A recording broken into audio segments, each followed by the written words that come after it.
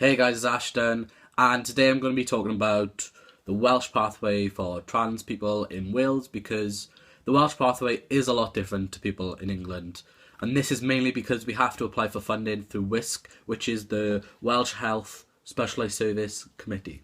In England, you can just go straight to your GP and be referred to a gender clinic, whereas in Wales, this doesn't happen. There is a lot of ambiguity what actually is supposed to happen in Wales as in regards to getting referred to a gender clinic, and hopefully this video will clear all this up for you, because I know so many people who don't know what they're supposed to do in Wales. Your first protocol is going to the GP and asking to be referred to your local mental health team. If you're under 18, this is CAMS, which is Child and Adolescent Mental Health Service. And if you're over 18, this is CMHT? Yeah, Community Mental Health Team. Once you get to the mental health team, eventually, they do an assessment just to check that you are mentally sound, as in nothing else could be causing the way you feel towards your gender, etc. WISC states that you only need one psychiatric assessment to be referred to a gender clinic, and that is it. However, some mental health teams completely ignore this information and make you see about 5 different people and have a little course of counselling in between, which is completely incorrect. WISC has a publication online detailing the gender identity pathway that trans people need to take, and it clear as day shows a picture. So this is the pathway, and I don't have a copy to hand because my printer is dead. So when you get to the mental health team, they pretty much need to diagnose you with gender dysphoria, and before they can refer you to a gender clinic, it has to go through the gatekeeper of your NHS board area. So your psychiatrist writes to this person and feels like, look, this person's diagnosed with this, they have done this, and this, and then they decide whether you can be funded for Charing Cross. Once everything through the psych is done and WISC sort your funding out and like, yeah, let's refer you, you are officially referred to Charing Cross Gender Clinic in London. This is the only gender clinic you can be referred to in Wales. Unless you are under 18, then you are referred to the Tavistock and Portman. You have to be 17 years old and 9 months to be referred to Charing Cross GIC. There is so much unclarity about what you're supposed to do if you live in Wales, and I don't think the mental health team really know what they're doing either. My experience wasn't too bad, to be fair. I was referred to CAMS when I was 15, and then I saw CAMS for the first time when I was 16, which was a year later. I saw a psychiatrist a few times, then in around 6 months she referred me to Charing Cross.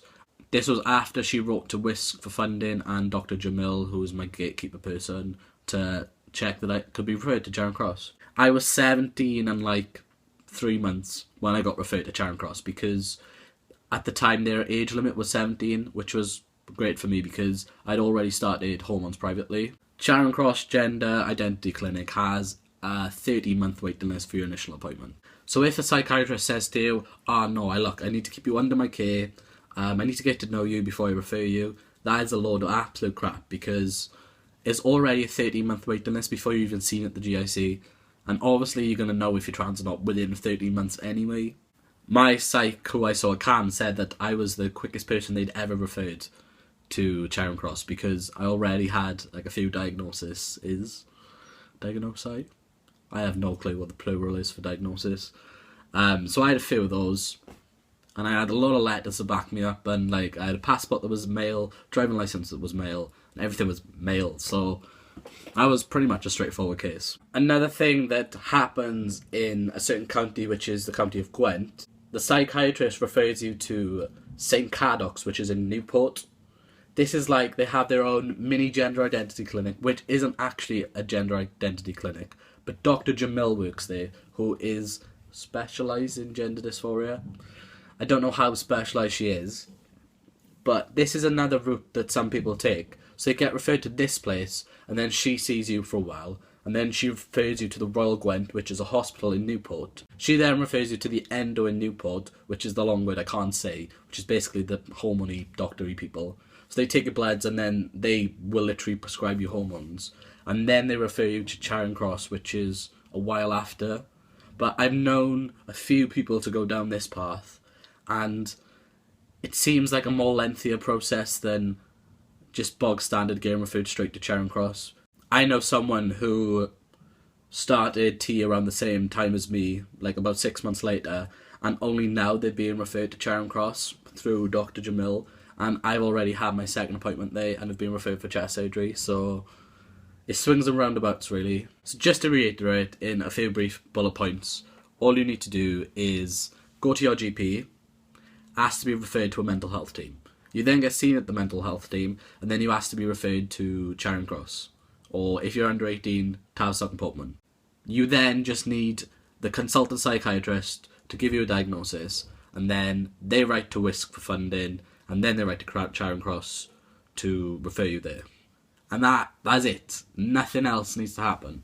And I will put a link in the description to the WISC publication about the gender identity pathway in Wales for Welsh people. I hope this video was somewhat helpful in clarifying exactly what happens in Wales and what you need to do in Wales.